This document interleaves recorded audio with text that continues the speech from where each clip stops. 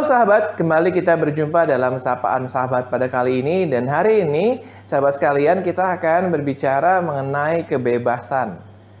Sesuatu yang diidamkan oleh semua manusia di bumi ini. Bahkan mungkin semua makhluk hidup. Mengapa demikian, sahabat sekalian? Karena kebebasan adalah sesuatu yang membuat kita bisa merasa hidup.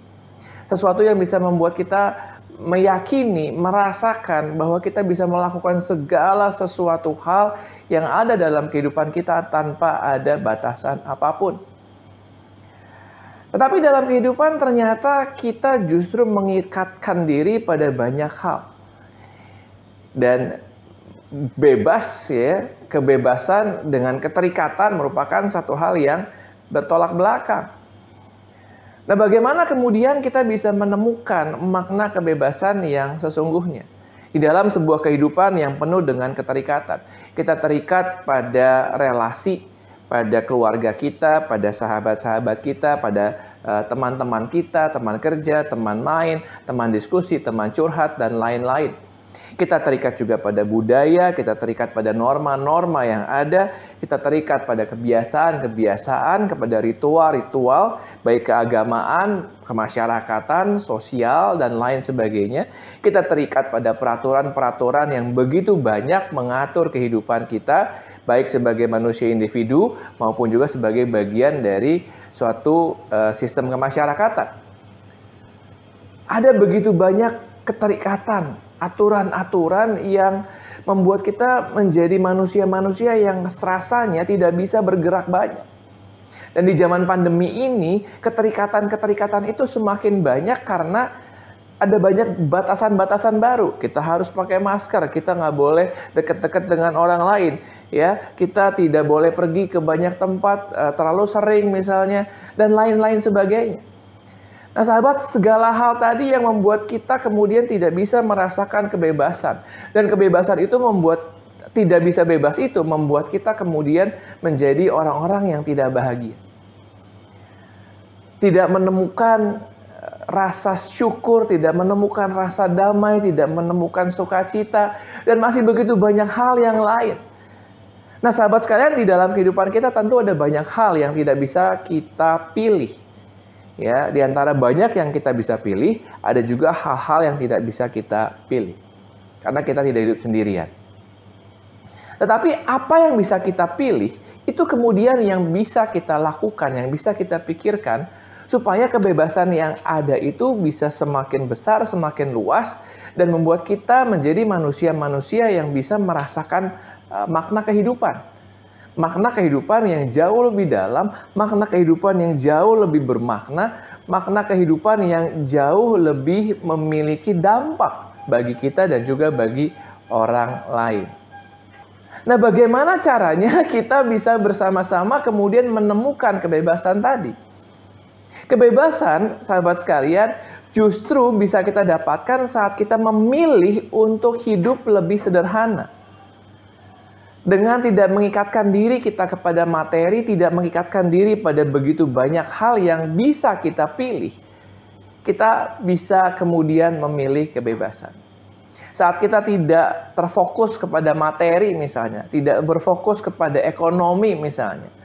Benar semua orang membutuhkan materi, semua orang membutuhkan uang. Tetapi kalau kita berfokus kepada uang, maka fokus kita itu yang merenggut kebebasan kita dan kebahagiaan kita. Mengapa? Karena ada begitu banyak orang yang punya begitu banyak uang, tetapi hidupnya tidak bahagia.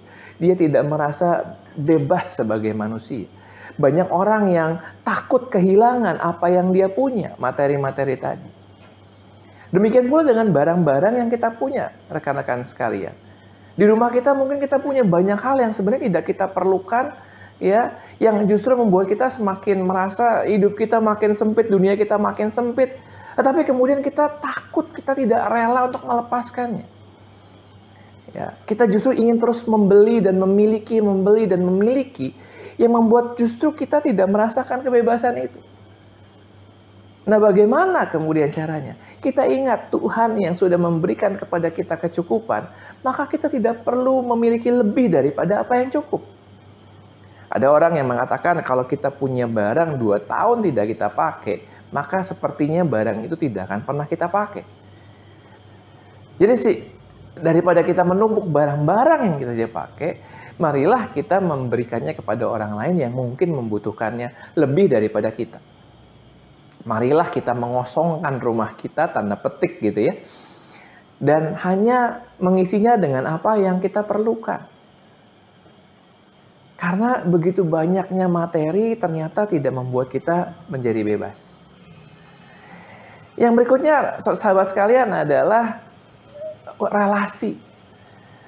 Relasi yang penuh dengan insecurity, dengan rasa tidak aman, rasa tidak nyaman, membuat kita menjadi manusia yang terbatas.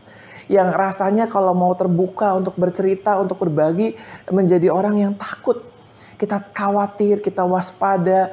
Ya jangan-jangan nanti dia ember, dia membocorkan cerita kita kemana-mana. Dan kemudian membuat kita tidak menjadi orang yang bebas secara jiwa untuk bisa bercerita tentang siapa kita, tentang apa yang kita rasakan.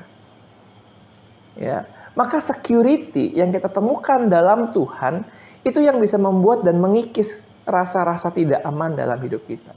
Kepercayaan, keramah tamahan yang Tuhan berikan, itu yang seharusnya kemudian membuat kita menjadi pribadi-pribadi yang semakin terbuka, yang semakin tidak takut, yang semakin tidak khawatir oleh orang-orang di sekeliling kita. Kita tidak melihat mereka sebagai ancaman, tapi kita melihat mereka sebagai warna-warna kehidupan yang bisa membuat hidup saya semakin bebas justru. Ketika saya berbagi cerita, berbagi materi, berbagi kehidupan, berbagi sukacita, berbagi tawa ataupun bahkan tangisan, maka saya memiliki satu pilihan untuk bebas. Memiliki pilihan sebagai manusia yang merdeka. Dan saat saya memutuskan untuk mengikut Kristus, sebenarnya kita juga sedang memilih untuk merdeka. Merdeka dari dosa, merdeka dari banyak hal yang membelenggu kehidupan kita.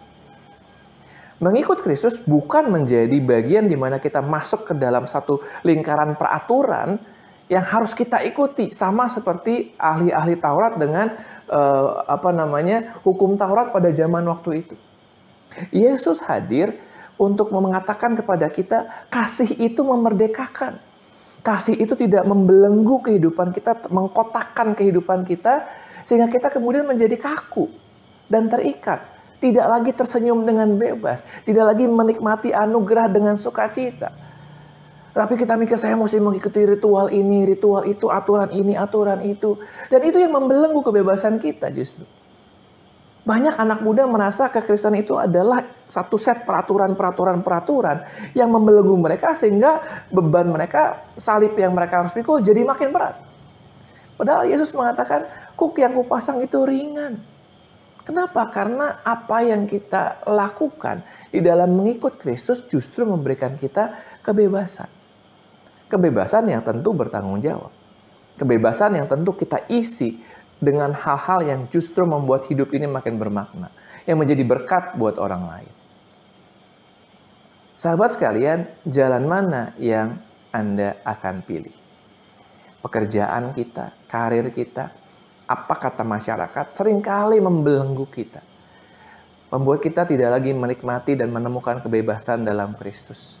Kebahagiaan yang seringkali menjadi panggilan atau menjadi ujung dari tujuan hidup kita. Yesus berkata, kebahagiaan bukanlah ujung, bukanlah tujuan.